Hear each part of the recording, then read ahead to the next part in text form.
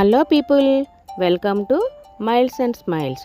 ఈరోజు మనము తునికి సమీపంలో ఉన్న పవిత్ర క్షేత్రం శ్రీ వీర వెంకట సత్యనారాయణ స్వామి ఆలయము. ఈ ఆలయము కోరికలు తీర్చే దేవాలయం. శాంతియుతమైన గిరి ప్రాంతంలో వెలసిన నమ్మకపు నిలయము. తుని నుంచి అన్నవరము దాదాపు సుమారు 20 కిలోమీటర్లు మాత్రమే ఉంటుంది. బస్సు లేదా ఆటోలో 30-40 నిమిషాల్లో చేరవచ్చును. రోడ్డు మార్గంలో గోదావరి జిల్లాకు ప్రత్యేకమైన గ్రామాలు, పచ్చటి పొలాలు కనిపిస్తాయి. ఇది కేవలము ప్రయాణం కాదు, ఆధ్యాత్మిక అనుభూతికి నడక. అన్నవరం గ్రామంలోకి ప్రవేశించగానే మీరు చూడబోయే అందమైన దృశ్యము గిరిపైన వెలసిన ఆలయ గోపురం. ఈ ఆలయము రత్నగిరి పర్వతం మీద ఉంది. మీకు మెట్లు ఎక్కడం ఇష్టమైతే 460 మెట్లు, లేకుంటే గిరి మార్గంలో వాహనాల ద్వారా ఆలయానికి చేరవచ్చును. గోపుర దర్శనం చేసిన వెంటనే మనము ఆవరణలోకి అడుగు పెడతాం. ఇక్కడ ప్రధాన దేవత శ్రీ వీర వెంకట సత్యనారాయణ స్వామి.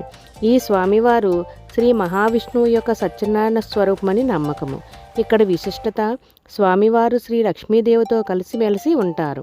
సత్యనారాయణ వ్రతం ఇక్కడ అత్యంత పవిత్రంగా జరుపుకుంటారు. ఈ వ్రతాన్ని ఎవరు ఇక్కడ చేస్తే వారి కోరికలు తీరుతాయనే విశ్వాసము. ఇక్కడ భక్తుల కోసం నిత్యం అన్నదానం కూడా జరుగుతుంది. శుభ్రత విధానము అన్నీ ప్రత్యేకంగా నిర్వహించబడతాయి. ఇక్కడికి రోజు వేలాది మంది భక్తులు వస్తూ ఉంటారు. ముఖ్యంగా శుక్రవారము, పౌర్ణమి, కార్తీక మాసాల్లో సందడి అద్భుతంగా ఉంటుంది. అన్నవరము గిరిపైన నిల్చొని చూస్తే చుట్టూ ఆంధ్ర ప్రాకృతిక సోయగం కనువిందు చేస్తుంది. పల్లెలు, పొలాలు, గోదావరి ప్రాంతం అంతా మనసుకు ఓ విశ్రాంతి. ఈ విధంగా తుని నుంచి అన్నవరం ఆలయానికి చేసే యాత్ర కేవలం ప్రయాణం కాదు, మన మనసు, మన విశ్వాసానికి చేయు ఆధ్యాత్మిక అనుభవం. మీరు ఇప్పటి వరకు రాలేకపోతే ఈ వారము సరి అయిన సమయం చూసుకొని రండి. ఓం నమో వెంకటేశాయ నమః. ఈ వీడియో నచ్చితే లైక్ చేయండి, కామెంట్లో మీ అనుభవం షేర్ చేయండి. ఇంకా ఇలాంటి ఆధ్యాత్మిక యాత్రల కోసం సబ్స్క్రైబ్ చేయండి.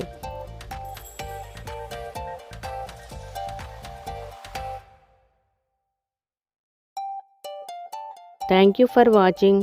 Like, share and subscribe.